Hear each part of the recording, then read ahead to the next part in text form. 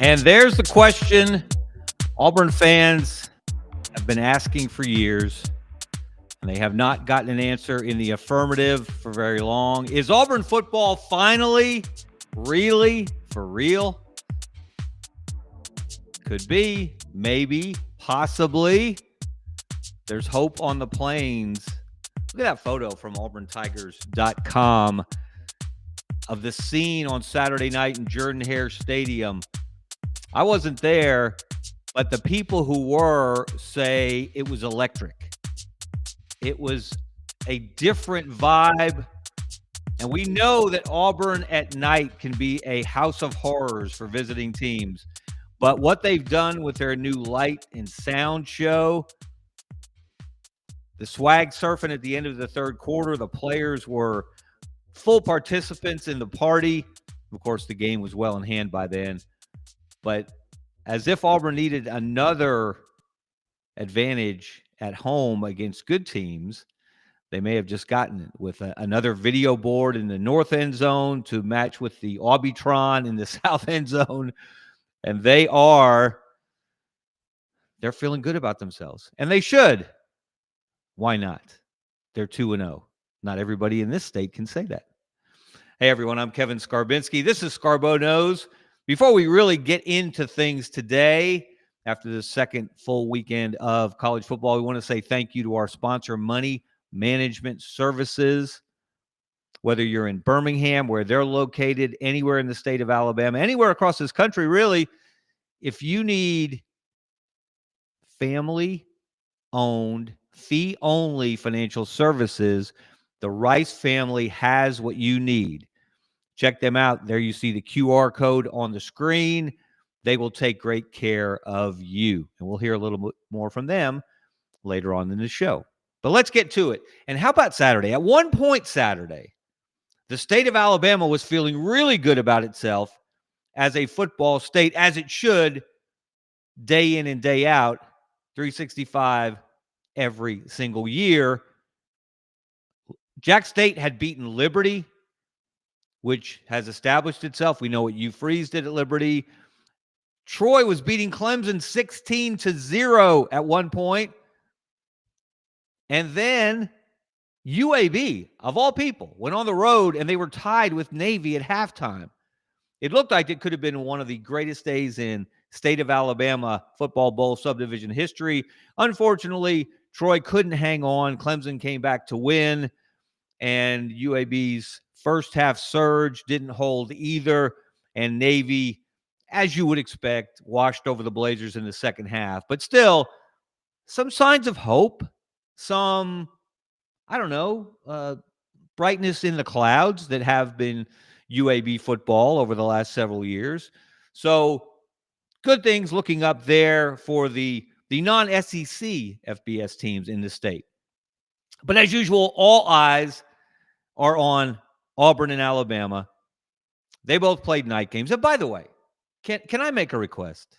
Who do I need to call? Do I need to call Peter Burns at the SEC Network? Do I need to call Greg Sankey? Do I need to drive downtown about 30 miles from where I live and knock on Greg Sankey's door, or maybe Mark Womack in the SEC office, my friend Herb Vincent, and say, guys, can we do our best not to schedule Auburn and Alabama at the exact same time or very close to the exact same time? So for those of us who would like to watch both the Tide and the Tigers, that we don't have to use the multi-view feature on YouTube TV, that we can watch one game in its entirety, then we can switch over to the other. That would have been nice. We weren't able to do that on Saturday because they were both playing night games. So, of course, Alabama bounced back very strongly, as you might have expected, against Louisiana Monroe and Bryant Vincent, our old friend from UAB. An angry Alabama is not what the Warhawks needed to see, and Alabama played about as close to perfect a football game as you could like. 73-0. They scored on every single possession, 10 touchdowns and a field goal, and they shut out the visiting team. Ty Simpson looked like the guy who should be the starter, was the starter, will be the starter. He was perfect, 17 for 17. The backup quarterbacks, Austin Mack, looked good. He's got a cannon for an arm. And then the 5-star freshman, Keelan Russell, got everyone excited, a little sneak peek of what they might see from him in the future. Alabama played with more passion, more energy, more intensity, which everyone wanted to see, which we didn't see the first week against Florida State. So things looking up for the Crimson Tide as they get ready for Wisconsin this week. And down on the Plains, they were already feeling great about themselves after the win over Baylor in week 1 in Waco, Texas. And so more good news happened on Saturday, and not just in Auburn. Let's look at a visual representation, if you will, of some of the good news coming out of Auburn football on Saturday. First of all, Auburn itself won 42-3. And this is an amazing stat. They held Ball State. I know it's Ball State. Okay. It's David Letterman's alma mater, isn't it? I think it's not founded. Ball State was not founded by Lucille Ball. I think that rumor ended up on the internet over the weekend. I can shoot that one down. So they played close to a perfect game, held Ball State to 68 yards of total offense. Think about that for a second. 68 yards. Minus 3 yards in the rushing game. I'm getting a little choked up just thinking about it. That's the best Auburn defensive performance by those numbers, since 1985. How long ago was that? Bo Jackson was a senior. So that was good news. But even before the Auburn game, the early game of the day, if you were like me watching the CW, how the ACC ended up with a television package that included games on the CW, I do not know. I'm glad that YouTube TV has the CW because I got to watch Baylor and SMU play what may have been the most exciting game of the day. Right off the bat, 11 a.m. Central Time kickoff, and it couldn't have gone better for Auburn. Because, and somebody actually asked me this on Twitter as I was putting out thoughts throughout the day on game day, as I always do, engaging with readers and viewers and listeners. And someone actually asked, why does it help Auburn that Baylor beat SMU? Hello? If you are Auburn and you already beat Baylor, you want Baylor to win every single game the rest of the way. Because the better Baylor looks, the better you look for having beaten Baylor. And Baylor went into Dallas and beat a ranked SMU team, an SMU team that reached the playoff last year under former Auburn offensive coordinator Rhett Lashley. And Baylor was able to win that thing. They fell behind. They looked like they might be dead in the water in the second half. They came back. Sawyer Robertson had a huge game. That guy's got almost 1,000 passing yards in 2 games, half of them against Auburn, and he's put up even more against 400 plus again against SMU. So when SMU ended up missing a field goal and Baylor won 48-45, that is a feather in Auburn's cap. That is a boost to Auburn's resume, which is why on Sunday afternoon, for the first time since the week of November 7th, 2021, Auburn is ranked in the AP poll at number 24. That's good news for Auburn. That's a perception that Auburn football is on the right track, that this Auburn team, for the moment, looks like a team that can end this losing streak or streak of losing seasons at 4 and get back into, as Hugh Freeze predicted, the playoff discussion. We're very early, but they're on the right track. However, for every silver lining, there is a dark cloud. For every bit of good news, there's often a bit of bad news. So let's look at the bad news for Auburn. And I know you have to stretch a little bit to find some bad news right now on the Plains, but look at the schedule the next 2 weeks. Now, everybody is looking at September 20th. Auburn at Oklahoma. That game's going to be huge. Jackson Arnold going back to Norman, the program that kicked him to the curb. Oklahoma coming off a huge win over Michigan. And John Mateer, the new quarterback at OU, looking like a Heisman candidate. That game's on at 2:30 on ABC. It was announced today. So that will be one of the bigger games, maybe the biggest game in the country next weekend. But the potential bad news for Auburn is they got to play this weekend. And they have to play one of those games that looks like, well, if you're watching this, that is a trap. That is a very large trap that if you step in it, it will snap your ankle clean off. And you might say, well, South Alabama, how much of a threat could they be for Auburn? Well, if Auburn doesn't have its mind on its business on Saturday morning, and you hate to have morning kickoffs when you're a home team. The road team loves it. The earlier, the better. The home team likes night games. Like I said, the atmosphere in Jordan Hare Stadium from every account on Saturday night with the new video board in the north end zone, the new laser light show, the new and improved sound system. It was, as the kids say, lit.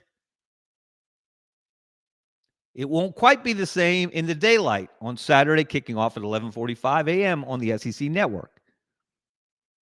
And when you play an in-state school that is a football bowl subdivision school, but not a member of the Power Four, South Alabama, of course, is in the Sun Belt, that is their Super Bowl. They will come ready to play.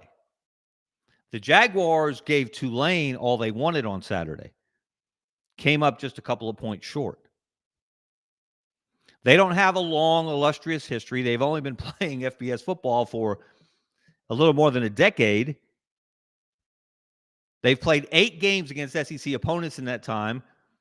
They've lost 7 of them, usually by big scores, but they did beat Mississippi State back in 2016. And we know what Mississippi State's atmosphere can be like based on what they did to Arizona State on Saturday night. Kudos to the Bulldogs, and shame on anyone who in 2025 is still making cheap jokes about traveling to Starkville. Whether it's Arizona State coach Kenny Dillingham, or I saw a writer out there, and his name escapes me right now. Might have been David Hale from ESPN. Just cheap shots at Starkville. Have you ever been to a game in Starkville? I have. I've been to many.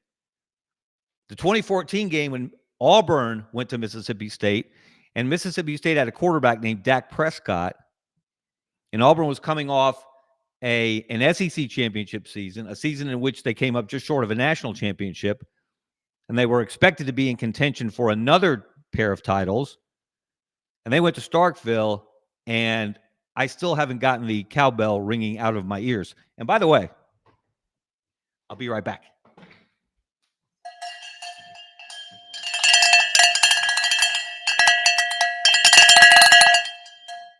We've got to ring one out for the Bulldogs for their big win over Arizona State. This is one of the coolest. I spoke at the Starkville Quarterback Club back in 2016, the year they lost to South Alabama. Manny Diaz was the coach, I think, or he was on the staff. That's one of the coolest gifts I've ever gotten for speaking to a quarterback club. An actual cowbell with my name on it. So appreciate that from the Starkville Quarterback Club, one of my best keepsakes from my long career in this business. So we know what Mississippi State can be. We know the atmosphere there, especially at night, and Arizona State discovered that last Saturday night. So, again, shame on you if you're still taking cheap jokes or making cheap jokes at Starkville's expense. The joke is on you. Mississippi State just beat a ranked team, the defending Big 12 champion. So, what does this all mean for Auburn? While Auburn's riding high, there is a reason to be a little concerned. And as I often do when I'm looking ahead to this Auburn-South Alabama game Saturday, while everyone else is looking ahead to the Auburn-Oklahoma game the following Saturday, when I start to look ahead, I tend to flash back. And I flashed back in this instance to one of the lower moments in Auburn recent history. In 2015, Auburn had opened the season against Louisville, And a guy named Lamar Jackson came off the bench for the Cardinals and gave Will Muschamp and the Auburn defense all kind of fits. But Auburn won the game. Auburn is ranked number 6th in the country. They were about to play Jacksonville State, which at that time was still an FCS program, one of the better FCS programs in the country, but still an FCS program. A lot fewer scholarships, not the same level of talent, certainly, as Auburn in the SEC, especially an Auburn team at that moment that was ranked number 6 in the country. And Jack State went to Auburn. And by the way, if you're looking for coincidence, that was the first game that Auburn played with the Aubitron, as I like to call it, the largest video board in sports at the time in the South End Zone. That was the day they debuted that. And the Aubitron almost went 0-1. Jack State had the lead in the fourth quarter. Auburn had to score late to tie it. They went to overtime. John Gross got far too conservative, the outstanding Jacksonville State coach at the time. Auburn was able to squeak out a victory. And I called it, you see the headline on a column I wrote for AL.com at the time, just call it the most embarrassing victory in Auburn football history. Now, much better to be embarrassed after a W than an L, of course. But that was an indication that something was amiss with that Auburn football team. The very next week, they went to LSU. They were probably looking ahead, just as there's going to be a tendency for this Auburn team to look ahead to Oklahoma and not have its mind on its business Saturday against South Alabama. That Auburn team in 2015, after almost getting upset by Jack State, the very next week, they went to Death Valley and got eviscerated by LSU. Leonard Fournette ran for about 228 on about 19 carries, just left cleat marks all over the Auburn defense. Jeremy Johnson had a nightmare of an afternoon and would end up losing his starting job as the Auburn quarterback. So that's the one thing you don't want to have happen to you if you're Auburn. You have not reached a point as the Auburn football program where you can take anyone lightly. They didn't take Ball State lightly. They put them to sleep early, and they kept them down after they knocked them down. The defense was laying out some incredible licks, just played with a ferocity that you love to see from any defense. Jackson Arnold got to air out the ball a little bit after running so successfully against Baylor. They threw the ball more. You see the weapons they have on the outside. Jackson was a little bit, he wasn't perfectly sharp. The offensive line gave up some sacks. So there are still some concerns. There are still a lot of things to work on if you're Auburn football. And you better take South Alabama seriously, or you might be in jeopardy of repeating history from just 10 years ago.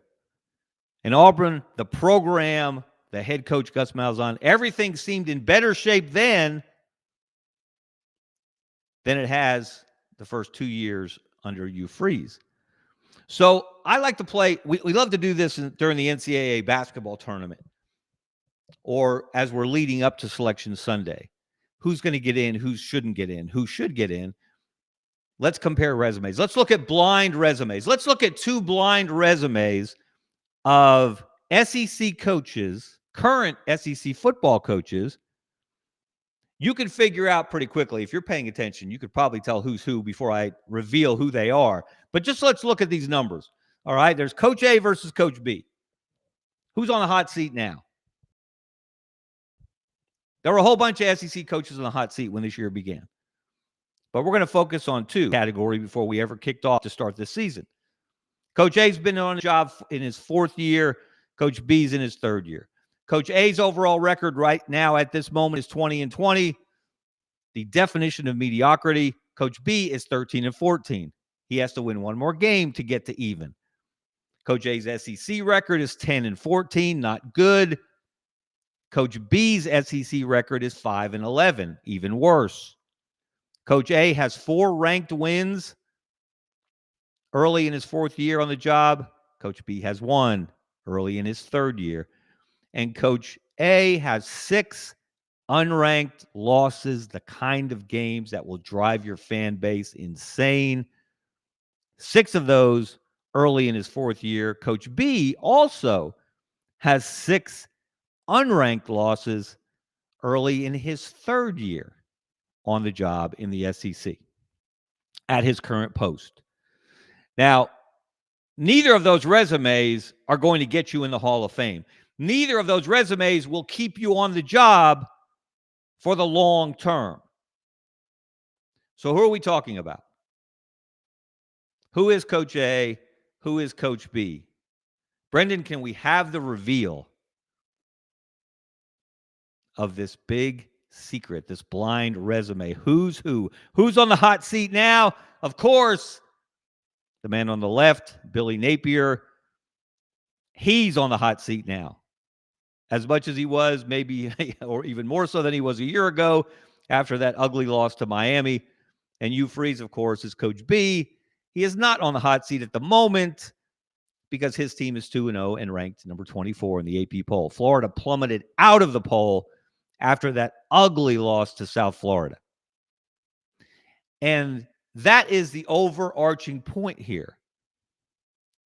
It's those ugly losses, those unexpected losses, those unranked losses that will start your boosters talking behind the scenes, talking to reporters, maybe gathering money to help cover a buyout if necessary.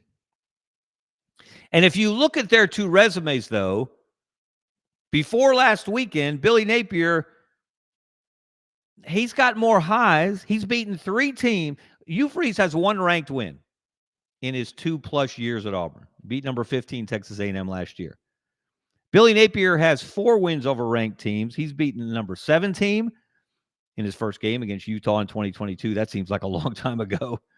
He's beaten the number 11 team in Tennessee in 2023. And last year, Ole Miss was number 9 when they went into Gainesville, and Florida beat them and knocked them out of the playoff picture. Hugh Freeze doesn't have a win as good as any of those.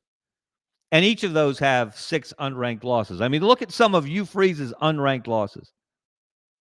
New Mexico State, 31-10 in his first year, 2 years ago. That's the worst loss of either of these guys. Last year, lost to Cal, Arkansas, Vandy. So this thing can turn on a dime. This thing can change so quickly. Your standing with your own fan base can skyrocket or it can plummet over 60 minutes. And I've said this, and look, and everybody says this. Everybody says this about Billy Napier. He seems like a great guy. Seems like he has a great plan to build the program. He's recruited very, very well. Florida has playmakers everywhere you look. And they scored 16 points against South Florida. They gave up 18 points and lost to South Florida. Now, we are not giving South Florida enough credit when we look at it like that.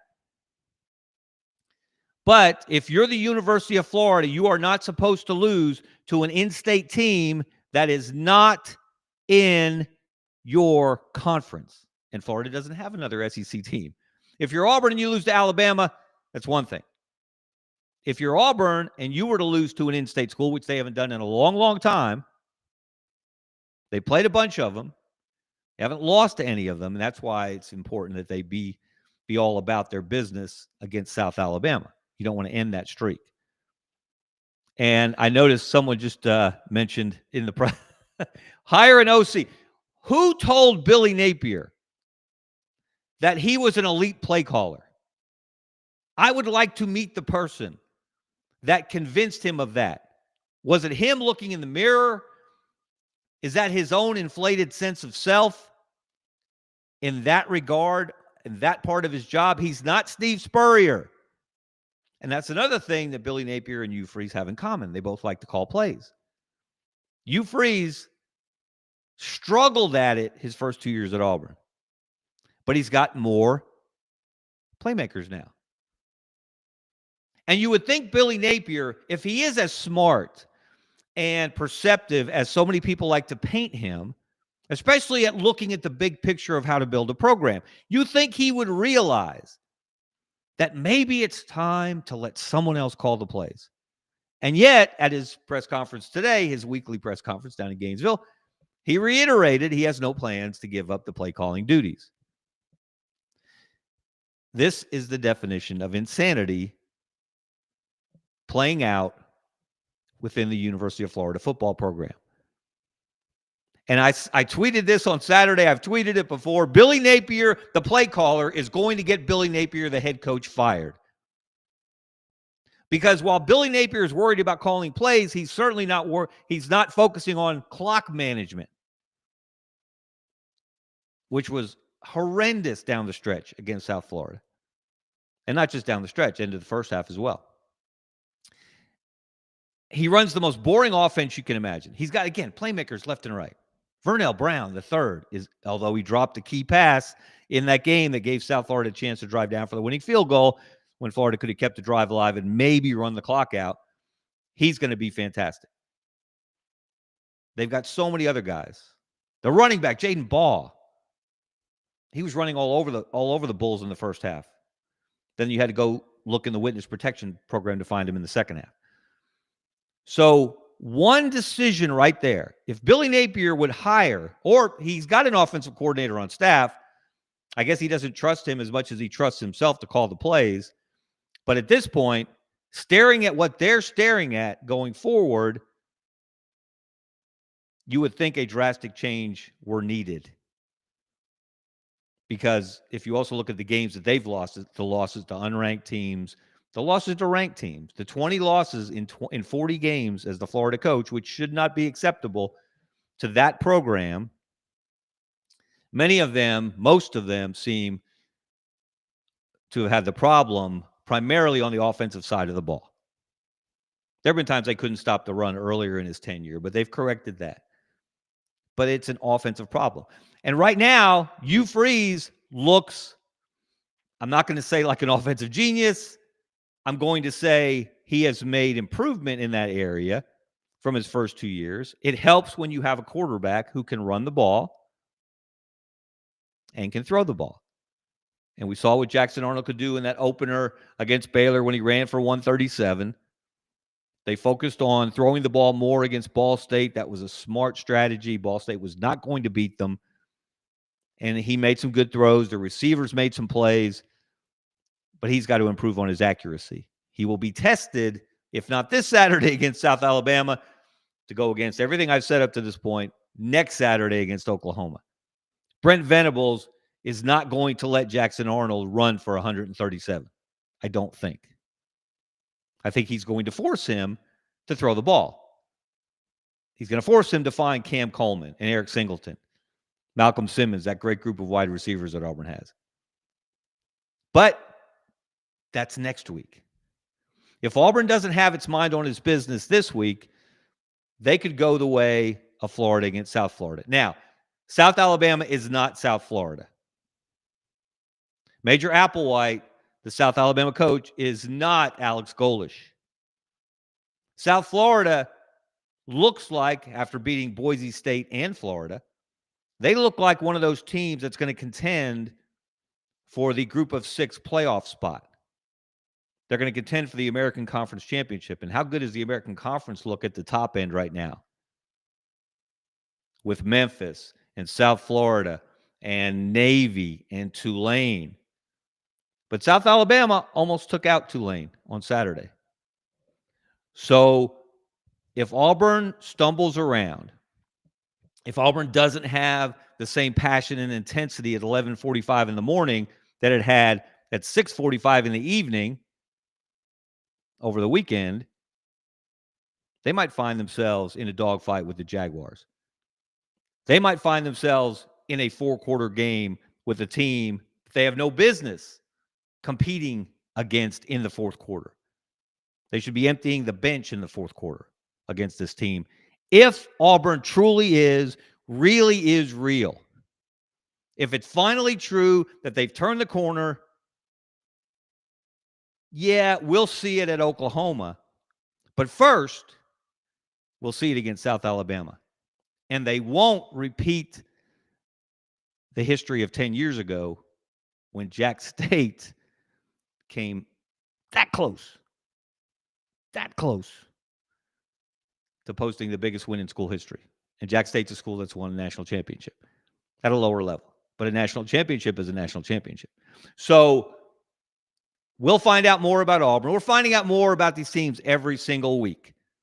And that's the joy of college football. There's still a lot we don't know.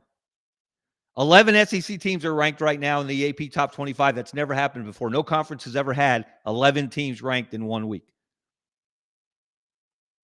They won't all stay ranked. That's the mission now for Auburn. You got there. You ended your SEC long drought, the longest in the conference of 56 straight polls without your name in the top 25. Now, can you stay there? Can you move up?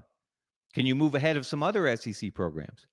Because of those 11 programs in the SEC that are ranked, Auburn is number 10. So progress, yes. Distance to travel, absolutely. We'll see if Auburn is up to the task. All right, everyone, that's it for today. Thank you for watching. Thank you for listening. I'm Kevin Scarbinsky. This is Scarbo Knows. Thank you to Brendan Martin, our executive producer, on the Sidelines.live network. Almost blanked there for a second looking at this beautiful sunny day. And thank you to our sponsor, Money Management Services. Until next time.